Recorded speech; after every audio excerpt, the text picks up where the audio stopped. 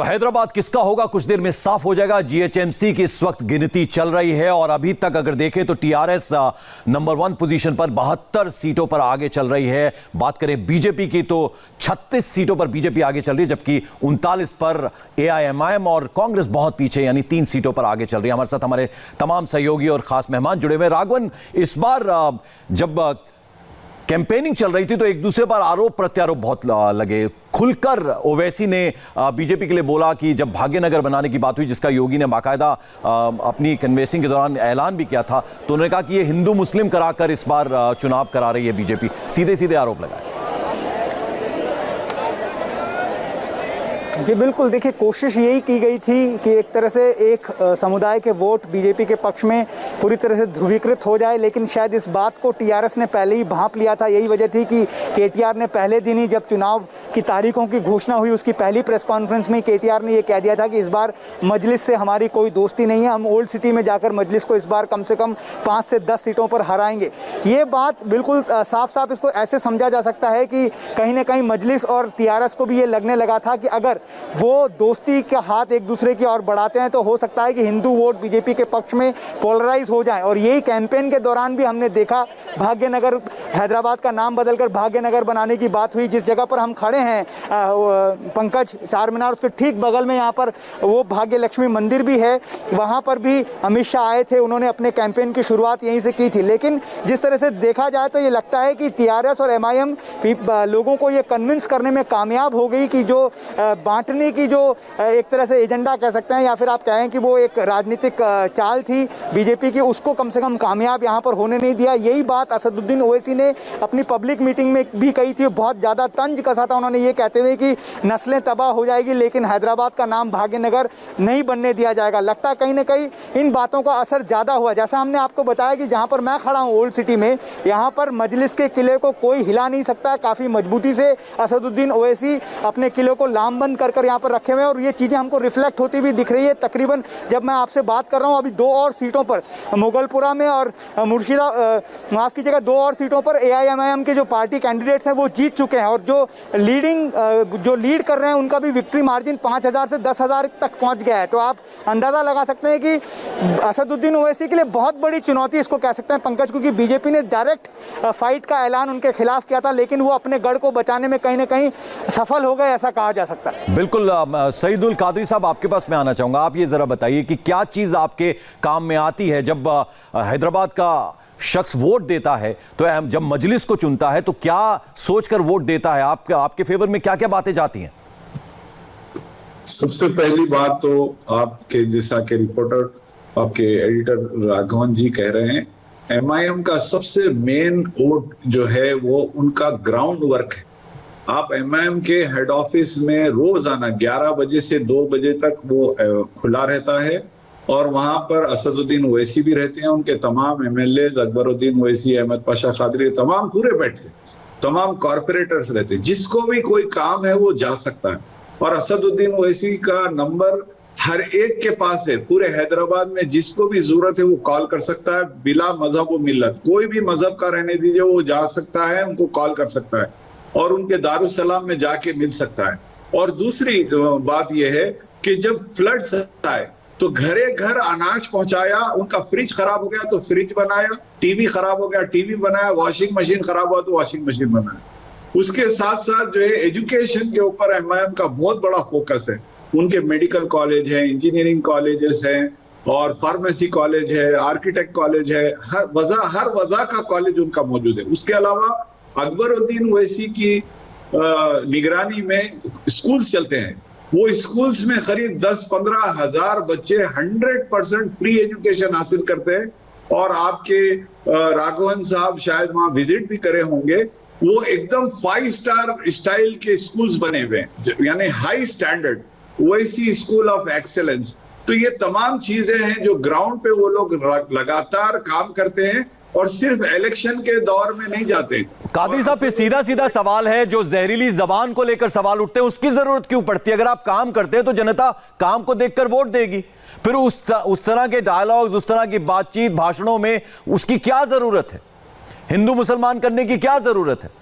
क्यों कहा जाता है कि बीजेपी नफरत करती है हैदराबाद से? देखिए नफरत इस वास्ते करती है क्योंकि आप देखिए फ्लड्स कर्नाटका में भी आए और हैदराबाद में भी आए, लेकिन हैदराबाद को 1 रुपया नहीं दिया। क्यों? क्योंकि जितने फ्लड अफेक्टेड एरियाज थे वो मुस्लिम डोमिनेटेड एरियाज थे, तो बीजेपी वहां पर 1 रुपया नहीं दी सेंट्रल गवर्नमेंट से।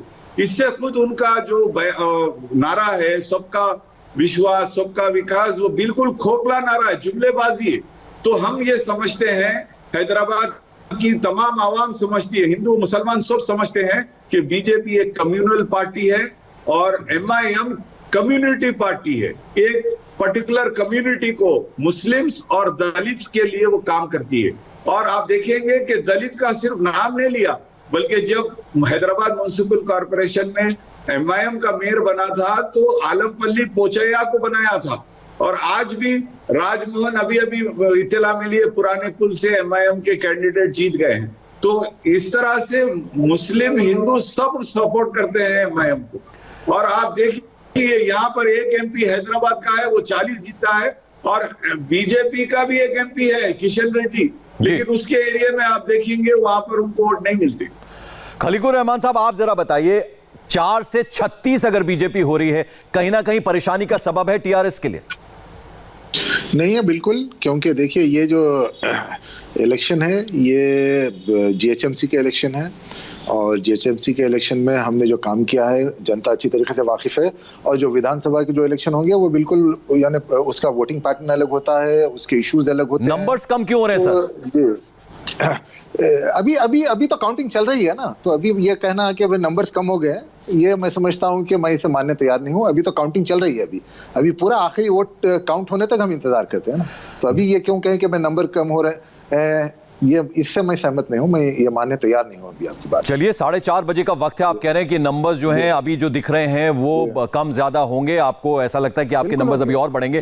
देवेंद्र पराशर, जरा ये बताइए कि 4 से 36 क्या बीजेपी के लिए ये जो सिचुएशन है, क्या उनको लगेगा बीजेपी को कि हमने 4 से 36 किया, या फिर लगेगा कि नहीं और मेहनत करनी चाहिए थी, कुछ कमी रह गई अभी भी? अभी जो पंकज बात हो रही है बीजेपी के नेताओं से, अभी तक के जो रुझान या नतीजे जो आ रहे हैं उसके हिसाब से, तो अगर अलग अलग पैमाना बनाएं कि एक निराशाजनक की कैटेगरी होती है, फिर एवरेज या सेटिस्फैक्ट्री की कह सकते हैं, फिर हैप्पी, फिर very happy, good, very good या एक्सीलेंट, इस तरह की जो कैटेगरी में अगर बांट के देखें तो बीजेपी के अधिकांश नेताओं का ये कहना था कि ये हमारे लिए सेटिस्फैक्ट्री है। बहुत ज़्यादा खुश बीजेपी इस लिहाज से नहीं है क्योंकि जो माहौल बना था उसके बाद बीजेपी को ज़्यादा सीटों की उम्मीद थी, लेकिन जब वोटिंग हो गया, वोटिंग परसेंटेज पिछली बार के चुनाव में महज 1% का इजाफा हुआ, तब उसके बाद बीजेपी नेता बहुत ज़्यादा सशंकित हो गए और तब उन्होंने ये कहना शुरू किया कि ये हमारे लिए एक झटके की स्थिति है कि हमने जो माहौल बनाया वो हमारे वोटर शायद बूथ तक ना पहुंच पाया, उस हिसाब से टर्नआउट नहीं हो पाया जैसे कि उम्मीद थी। लेकिन निश्चित तौर पर संतोषप्रद उस लिहाज से कि दक्षिण के उस राज्य में जहाँ बीजेपी अभी बस बढ़ना शुरू कर रही है, वहाँ पर अगर लोकल बॉडी सबसे बेसिक चीज़ होती है, जिसको आमतौर पर आप देखें तो बार बार ये कहा जा रहा था कि गली का चुनाव है, गली का चुनाव नहीं है। अगर किसी भी राज्य में आपको राजनीतिक वजूद बढ़ाना है तो बहुत ज़रूरी है कि लोकल बॉडीज़ में आपकी धमक सुनाई दे, क्योंकि वही धमक फिर आगे बढ़ना शुरू करती है। और वहाँ पर बीजेपी के लिहाज से निश्चित तौर पे ये एक सफलता है कि इस चुनाव में उसको एक सीरियस प्लेयर के तौर पे देखा गया। अदरवाइज आप पंकज देखें तो आज सुबह से बीजेपी चर्चा में बनी हुई है, कितनी सीटें आएंगी, जितनी सीटें नहीं आई, ये सारी चीज़ें इस बात को इंगित करती हैं कि बीजेपी तेलंगाना में अगर डिबेट में आ गई तो यहाँ से फिर वो मोमेंटम बढ़ाने की कोशिश करेगी। वो मोमेंटम कितना बढ़ेगा ये तो आगे आने वाले दिनों में पता चलेगा, लेकिन बीजेपी की पूरी स्ट्रेटजी इसी बात को लेकर थी कि अगले विधानसभा चुनाव से पहले इस चुनाव को, इस लोकल बॉडी चुनाव को, जीएचएमसी को एक गेटवे के तौर पर इस्तेमाल किया जाए और वहाँ पर वो सेटिस्फैक्ट्री। बिल्कुल राघवन, चूंकि ये गली का चुनाव भले ही हो, लेकिन बीजेपी ने जिस तरह से लड़ा है उसकी सराहना की जानी चाहिए। आप गली गली घूमे भी हैं, हैदराबाद को बहुत अच्छे से आप जानते हैं। इस बार आपने मूड टटोला जनता का, हैदराबाद की, क्या कह रही थी जनता? जी देखिए, अगर चुनाव प्रचार के दौरान उस वक्त की बात कर लें पंकज, तो काफ़ी लोगों में ये, जब बीजेपी ने यहाँ पर एक माहौल बनाया था, बड़े बड़े नेता यहाँ पर पहुँचे थे, तो हम ये सेंस कर पा रहे थे। मैं ओल्ड सिटी की बात नहीं कर रहा हूँ, रेस्ट ऑफ द सिटी की बात कर रहा हूँ। ओल्ड सिटी की 50 सीटें हैं, वहाँ पर मैंने आपको पहले भी कहा, और ये बिल्कुल कह सकते हैं कि आप लिख सकते हैं इसको कहीं पर भी दीवार पर कि यहाँ पर MIM को कोई हिला नहीं सकता। रेस्ट ऑफ सिटी 100 सीटों की बात कर ले तो वहाँ पर लगातार ये चीज़ हमने देखी थी। ग्राउंड पर लोग हमें ये कहते हुए सुने थे कि हाँ, हम लोग TRS से नाराज़ हैं, बाढ़ में उन्होंने अच्छा काम नहीं किया, उनकी स्कीम्स लोगों तक नहीं पहुँच रही है, लोग परेशान हैं, एक बदलाव होना चाहिए। ये जो लोग थे जो बिल्कुल कोने में खड़े होकर बड़े बड़े नेताओं का रोड शो देख रहे थे पंकज, इन लोगों को शायद बूथ तक ले जाने में बीजेपी कामयाब नहीं हो पाई। एक स्थानीय नेतृत्व का फेलियर कहेंगे तो इसको गलत नहीं कहा जा सकता है। दूसरी बड़ी बात, अब जब TRS यहाँ पर जीत रही है पंकज, पहले ही इस बात का ऐलान हो गया है कि पूरे नेशनल लेवल पर बीजेपी के खिलाफ, NDA के खिलाफ, प्रधानमंत्री नरेंद्र मोदी के खिलाफ एक मोर्चा यहाँ पर खोला जाएगा। ये ऐलान CM KCR ने किया था और दिसंबर का दूसरा सप्ताह इसके लिए तय किया गया था। अब ऐसा लगता है कि KCR को इस जीत के बाद इस बात का भरोसा और बढ़ेगा, और जो दूसरी पार्टियां हैं जो बीजेपी की खिलाफत करती हैं, हम देखेंगे कि आने वाले दिनों में एक बहुत बड़ा मंच यहाँ पर सजेगा हैदराबाद में, और एक ऐलान होगा तीसरे मोर्चे का जिसका नेतृत्व शायद KCR कर ले। बिल्कुल देवेंद्र पराशर जो बात कह रहे हैं राघवन, उसी को अगर हम आगे बढ़ाएं, KCR जीत होती है। देखिए भले ही नंबर्स कम हो रहे हो, लेकिन जीत आखिर में जीत होती है, जो कि KCR की पार्टी TRS की नजर आ रही है। तो ऐसे में अब जाहिर बात है कि वो जो तीसरे मोर्चे की बात हो रही है उसमें और ज्यादा सशक्त तरीके से TRS आएगी। जी हाँ, बिल्कुल पंकज, और उनके पास अब और कोई विकल्प नहीं है सिवाय इस बात के कि अब वो बीजेपी के खिलाफ भी बहुत ज़्यादा आक्रामक राजनीति अख्तियार करें, और इसका असर जैसा कि संसद में अभी थोड़ी देर पहले बात हो रही थी कि वो भी देखने को मिलेगा कि अब पोजिशनिंग की जाएगी। और यहाँ पर लेकिन KCR के लिए जो चिंताजनक बात हो सकती है वो ये कि एक नई पार्टी बीजेपी के लिहाज, तेलंगाना के लिहाज से नई पार्टी बीजेपी अपेक्षा करी था, वहाँ पर इस प्रकार का अगर मोमेंटम बना रही है तो निश्चित तौर पर वो भी अब ज़्यादा सतर्क रहेंगे अगले विधानसभा चुनाव के लिए। उन्हें पता यह रहेगा कि इस कांग्रेस पार्टी नहीं बल्कि हमें बीजेपी को लेकर ज्यादा सतर्क रहना होगा। बीजेपी के लिहाज से एक दूसरी चीज आप कह सकते हैं कि नेशनल पॉलिटिक्स में बीजेपी इस बात से बहुत खुश रहती है कि अगर उसका अपना परफॉर्मेंस जैसा रहे वैसा रहे, अगर कांग्रेस का बहुत खराब रहे तो, क्योंकि उसे पता है कि राष्ट्रीय स्तर पर जो उसे चुनौती मिलनी है वो मुख्यतः कांग्रेस पार्टी से ही मिलनी है, और कांग्रेस पार्टी का अगर फिसड्डी प्रदर्शन हो रहा है तो वहाँ भी बीजेपी को एक अलग वेन्यू दिखता है अपने आप को खुश करने के लिए, और तेलंगाना में भी वो सामने दिख रहा है। जी पंकज। राघवन, जब मौलाना कादरी से अभी मैं बात कर रहा हूं तो बहुत संयम के साथ वो अपनी बात कह रहे हैं। वो कह रहे हैं कि हमने काम किया, मजलिस काम करती है, मोबाइल नंबर एक एक शख्स के पास रहता है असदुद्दीन ओवैसी का, और वो सीधे उनसे बात कर लेते हैं, और वो शायद उनकी ताकत भी है। लेकिन फिर इस तरह की तकरीरें जो ओवैसी ब्रदर्स करते हैं, खासतौर पर अकबरुद्दीन ओवैसी जिस तरह की भाषा का इस्तेमाल करते हैं, उससे क्या फायदा होता है उनको?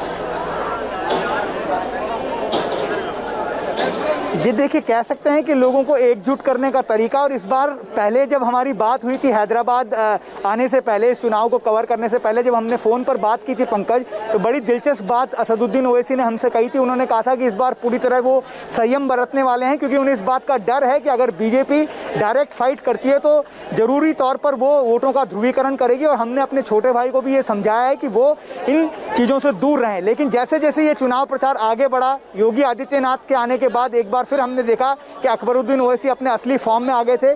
शायद उनको ये जवाब देना था बीजेपी को, बीजेपी के नेताओं को, कि जिस भाषा का प्रयोग आप कर रहे हैं उस भाषा का प्रयोग हम भी कर सकते हैं, और इससे लोग अट्रैक्ट भी होते हैं, इसमें कोई दो राय नहीं है। लेकिन साथ ही साथ मैं कादरी साहब की इस बात से भी सहमत हूँ, क्योंकि मैंने खुद ग्राउंड पर देखा है जब बाढ़ के हालात यहाँ पर हुए थे, तकरीबन 25 से 26 जगह पर मैं गया था ओल्ड सिटी के, और हर जगह पर मैंने असदुद्दीन ओवैसी को वहाँ पर खड़ा पाया था। वो खुद खड़े होकर चीज़ों को ठीक करवा रहे थे, लोगों तक बात पहुँचा रहे थे, लोगों तक रसद पहुँचाना, उनके घरों को ठीक करना। तो ये एक अलग लेवल की पॉलिटिक्स है। आपने देखा होगा चुनाव प्रचार के दौरान भी वो खुद घर घर जाकर वोट मांगते हैं। शाम में जो तकरीर करते हैं उसमें उनका अंदाज बिल्कुल जुदा हो जाता है, लेकिन जब सुबह हम असदुद्दीन ओवैसी, अकबरुद्दीन ओवैसी को देखते हैं तो हर घर जाकर नॉक करते हैं वो वोट मांगने। बिल्कुल। मौलाना कादरी साहब, जरा आप बताइए, बिहार में शानदार प्रदर्शन रहा मजलिस का, और अब जिस तरह से यहां पर भी आप देखें आपकी पोजीशन लगभग इंटैक्ट नजर आ रही है, तो अब अगला जो टारगेट है वो कहीं ना कहीं आपकी निगाह में वेस्ट बंगाल है, वहां पर भी पूरी ताकत लगाएगी MIM? देखिए, इसके मुताल्लिक असदुद्दीन ओवैसी साहब ने खुद बताया कि वहाँ की जो लोकल यूनिट है वेस्ट बंगाल की, वहाँ से वो बात करेंगे और उसके बाद में MIM पार्टी अपना डिसीजन लेगी। तो कहीं पर भी इलेक्शन होने दीजिए, पूरी स्ट्रैटेजी के साथ में और पूरी तैयारी के साथ में MIM जाती है, और MIM का जो मेन स्टाइल ऑफ वर्क है वो दूसरे पार्टियों से बिल्कुल अलग है। वो डोर टू डोर जाती है और अपनी ग्राउंड पहले मजबूत करती है, तभी इलेक्शन में उतरती है। बगैर ग्राउंड मजबूत करे कहीं नहीं जाती। चलिए, हैदराबाद में चुनाव में एक बड़ा उलटफेर भी हुआ है। क्या है वो उलटफेर, आपको बताएंगे पूरी डिटेल एक छोटे से ब्रेक के बाद।